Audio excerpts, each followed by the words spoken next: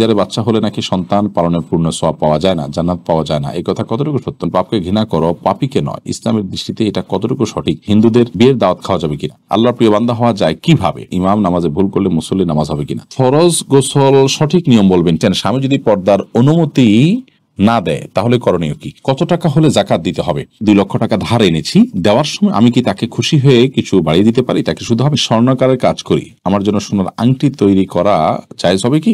বিশেষ সুবিধার জন্য লোন নেওয়া যাবে কি? আমরা জানি উটের মাংস খেলে ওযু করতে হয়, কিন্তু কেন বিড়াল কেনা বেচা করা কি হারাম? নিজের ছোট বাচ্চাদের মারধর করলে কি গুনাহ হবে? আর দেরি না করে চলুন আপনাদের জিজ্ঞাসার জবাবের আলোকিত ভুবনে আমরা প্রবেশ করি। আর আফসান আহমেদ শুভ আপনি লিখেছেন, পাপকে ঘৃণা করো, পাপীকে নয়, ইসলামের দৃষ্টিতে এটা কতটুকু সঠিক? না, এটা কোন ইসলামের কথা নয়। পাপী সে পাপ করে, সেজন্য তার প্রতি ঘৃণা থাকতে হবে। এই আইডি থেকে আপনি লিখেছেন, হিন্দুদের বিয়ের দাওয়াত খাওয়া যাবে কিনা? বিয়েতে সাধারণত পুজো হয়, সেজন্য ওই পুজোর অনুষ্ঠানে যাবেন না। বাকি বিয়েকে কেন্দ্র করে কোনো খাবার অনুষ্ঠান হচ্ছে নিছক, সেখানে আপনি হালাল খাবার পরিবেশন করলে খেতে পারেন। আব্দুল্লাহ জুবাইর আপনি লিখেছেন, আল্লাহর প্রিয় বান্দা হওয়া যায় কিভাবে? আল্লাহর প্রিয় বান্দা হওয়ার জন্য আল্লাহর সমস্ত আদেশ নিষেধগুলো মানতে হবে, আল্লাহ রাব্বুল আলামিনের প্রিয় কাজগুলো বেশি বেশি করে করতে হবে। মোহাম্মদ আনিক হোসেন লিখেছেন, ইমাম নামাজে ভুল করলে মুসল্লি নামাজ হবে কিনা? ভুল যদি এরকম হয় যার ফলে নামাজ নষ্ট হয়ে যাবে, তাহলে মুসল্লির নামাজ নষ্ট হয়ে যাবে। ভুল যদি এমন হয় রিকভার করার মতো, তাহলে মুসল্লিও ইমাম সাহেবের সাথে সেজদা সাহু দিয়ে রিকভার করবেন। আর যদি ভুলটা মানে ওই লেভেলের না হয়, যা সুন্নতের এদিক সেদিক হয়, তাহলে সেক্ষেত্রে নামাজ তো হয়ে যাবে, কোনো অসুবিধা নেই। এমডি আলামিন হোসেন লিখেছেন, ফরজ গোসল সঠিক নিয়ম বলবেন। ঠিক, ফরজ গোসলের সঠিক নিয়ম হলো শরীর বা কাপড়ের কোথাও নাপাক থাকলে সেই জায়গাটা আগে ধুয়ে ফেলতে হবে। এরপরে হাত ধোবেন কবজি পর্যন্ত 3 বার, এরপরে কুলি করবেন গড়গড়া করে, এরপরে নাকে পানি দিবেন ভালো করে, তারপরে মুখ ধোবেন, হাত ধোবেন, এরপরে পুরো শরীরে পানি ঢেলে গোসল করবেন। আসার সময় 2 পাও ধুয়ে বের হয়ে চলে আসবেন। এটাই ফরজ গোসলের সুন্নাহসম্মত পদ্ধতি।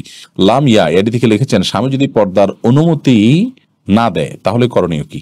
স্বামীর অনুমতির দরকার নেই, আল্লাহ তাআলা ফরজ করেছেন পর্দাকে, অতএব যেটা আল্লাহ তাআলা ফরজ করেছেন সেটা করতে গিয়ে স্বামীর অনুমতির কোনো প্রয়োজন নাই। এমনকি স্বামী যদি বাধাও দেন, সে বাধা উপেক্ষা করে আপনি বিনয়ের সাথে তাকে জানিয়ে দেওয়া যে আমার সৃষ্টিকর্তার নির্দেশ আমি মানতে বাধ্য, তোমাকে বা আপনাকে আমি ভালোবাসি, মানে এই না যে সৃষ্টিকর্তার নির্দেশ আমি লঙ্ঘন করব আপনার নির্দেশের কারণে। বিনয়ের সাথে তাকে নিজের অপারগতার কথা প্রকাশ করে আপনি ঠিকই পর্দা মানতে হবে।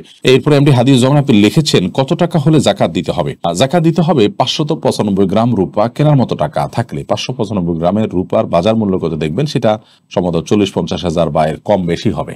আমি এক্সাক্ট ফিগার বলছি না, জাস্ট আইডিয়া দিলাম। 1 লাখের নিচেই হয়ে যায় জাকাতের অর্থ যদি এই টাকা আপনার কাছে 1 বছর পড়ে থাকে, স্টে করে অবস্থান করে, তাহলে সেক্ষেত্রে 1 বছর পর আপনি জাকাত দিবেন। আর যদি এর মধ্যে খরচ হয়ে যায় বা আপনি জমি কিনে ফেলেন বা এমন কোনো কাজে লাগায় ফেলেন যেটা জাকাত যোগ্য সম্পদ নয়, তাহলে সেক্ষেত্রে সেটা জাকাত আপনাকে দিতে হবে না।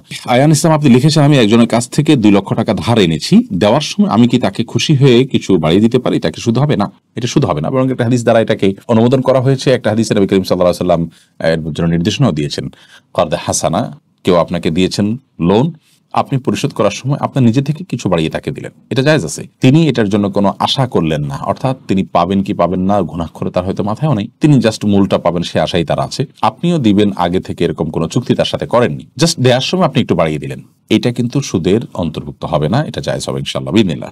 শাহনওয়াজ শেখ আপনি লিখেছেন, আমি স্বর্ণকারের কাজ করি, আমার জন্য সোনার আংটি তৈরি করা জায়েজ হবে কি? হ্যাঁ, করতে পারেন আপনি, সোনার আংটি তৈরি করতে কোনো অসুবিধা নাই, কিন্তু পুরুষদের জন্য স্বর্ণ পরা হারাম। বিধায় কোন পুরুষ পরবে আপনি জানেন, তারপরও আপনি হেল্প করেন, তাহলে সেক্ষেত্রে তো আপনি গুনাহগার হবেন। আর এমনিতে আপনি আংটি তৈরি করেছেন, সেই আংটিটা যে কেউ পড়তে পারে, পুরুষ পড়তে পারে, নারী পড়তে পারে, এরকম অপশন আছে। তো সেক্ষেত্রে আপনি আংটি তৈরি করলেই যে গুনাহগার হয়ে যাবেন ব্যাপারটি সেরকম না, কারণ আপনি তো আর কাউকে ওই আংটি পড়ার ব্যাপারে আপনি নিশ্চিত না যেটা কি ছেলে পড়বে নাকি মেয়ে পড়বে, যার কারণে গুনাহ হবে না। হ্যাঁ, যদি এরকম থাকে যে আংটির মধ্যে ছেলে কোনগুলো পড়বে সেগুলো আপনার নিশ্চিত থাকে যেটা ছেলেরা পড়ে, আপনি ইচ্ছাকৃতভাবে সেই আংটি বানাচ্ছেন ছেলেরা যে আংটি পড়বে, তাহলে সেক্ষেত্রে আপনি গুনাহগার হবেন। পশ্চিম বাংলা থেকে বলছি, কৃষি লোন না নিলে সরকারি সুযোগ সুবিধা পাওয়া যায় না, বিশেষ সুবিধার জন্য লোন নেওয়া যাবে কি?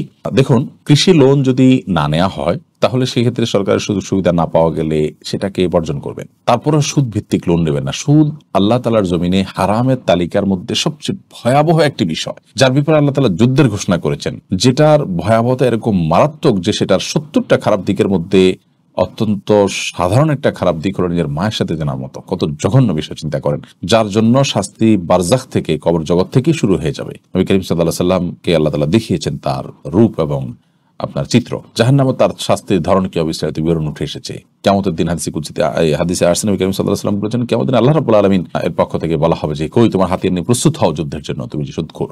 তো এই জন্য আপনি কৃষি লোন না নিলে যদি কিছু সুযোগ সুবিধা থেকে বঞ্চিত হন, তো সেই স্যাক্রিফাইসটা আল্লাহর জন্য করবেন। আপনার কিছু ক্ষতি হবে, তার বিনিময়ে আল্লাহর কাছে আপনি আজার পাবেন ইনশাআল্লাহ বিদিনিল্লাহ।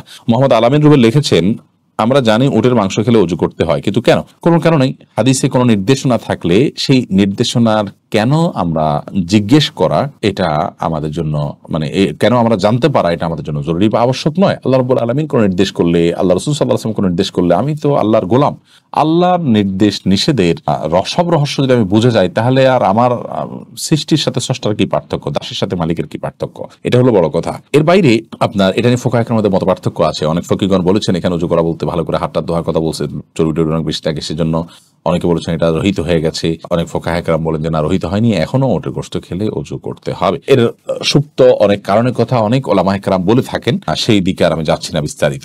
যেমন ওটের বাথানে শয়তান থাকে, বিশেষ করে ওটের রাখার যে জায়গা, গোয়াল ঘর যেরকম থাকে এরকম, সেখানে শয়তান জায়গা থাকে, সেখানে সালাত আদায় করার পরে হাদিসে নিষেধাজ্ঞা আসছে। তো ওটের গোশত খেলে ওট আমরা ব্যবহার করতে পারি, হালাল, নবী করিম সাল্লাল্লাহু আলাইহি ওয়াসাল্লাম ওটে চড়েছেন, চড়বেন, সবই ঠিক আছে। কিন্তু শয়তান ওই জায়গায় আশ্রয় নেয়, সেই জন্য তার একটা প্রভাব মানুষের মধ্যে পড়তে পারে, এই জন্য এটা গোশত খাওয়ার পর ওযু করার কথা বলা হয়েছে। এরকম ব্যাখ্যা অনেকে করেন, আর অনেক রকমের ব্যাখ্যা আছে। এই ব্যাখ্যাগুলো নেহায়েতি ওলামায়ে কেরামের নিজস্ব ব্যাখ্যা, হাদিসে এর কোনো কারণ উল্লেখ করা হয়নি, আল্লাহ তাআলা ভালো জানেন। কিন্তু এর মাঝে কল্যাণ আছে, আর এটা না মানার মাঝে অকল্যাণ আছে, সেটা একেবারে পরিষ্কার। যদিও আগেই বলেছি যে এটা নিয়ে মতপার্থক্য আছে, যে হাদিসের উপরে এখন আমল করে ওটের গোশত খেলে ওযু করতে হবে কিনা, ওযু ভঙ্গ হবে কিনা, সে বিষয় নিয়ে পপি ইসলাম আপনি লিখেছেন, সিজারে বাচ্চা হলে নাকি সন্তান পালনের পূর্ণ সওয়াব পাওয়া যায় না, জান্নাত পাওয়া যায় না, এই কথা কতটুকু সত্য? না, এরকম কোনো কথা হাদিসে বলা হয় না যে সিজার হলে হবে না, অন্যটা হলে হবে, এরকম কোনো পার্থক্য হাদিসে করেনি। আমরা কিভাবে সেটা করব?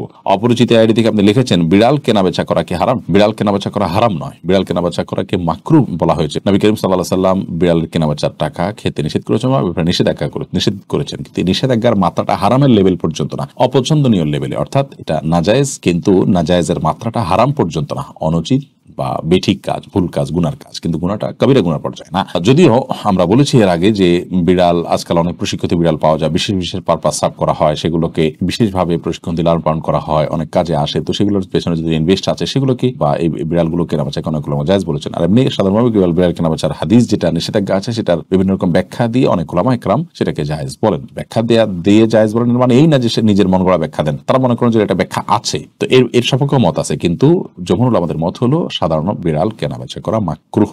মিম আইডি থেকে আপনি লিখেছেন, নিজের ছোট বাচ্চাদের মারধর করলে কি গুনাহ হবে? মারধরটা যদি হয় একেবারেই অল্প স্বল্প জাস্ট শাসন সুলভ, তাহলে সেখানে অসুবিধা নেই। কিন্তু যদি মারধর হয় সীমা লঙ্ঘন করে শিশুর প্রতি নির্যাতনের লেভেলে চলে যায়, তাহলে সেক্ষেত্রে অবশ্যই গুনাহ হবে। কারণ মা বাবাকে শিশুর মালিক বলে বানিয়ে দেওয়া হয় না যে তারা শিশুর উপর অত্যাচার করতে পারবেন, সে সুযোগ কিন্তু মা বাবারও নাই। অতএব শিশুকে যদি এত বেশি মারা হয় যেটা অত্যাচার লেভেলে চলে যায়, তাহলে সেটা জায়েজ নয়। শাসনের প্রয়োজনে যতটুকু মারা যায় ততটুকু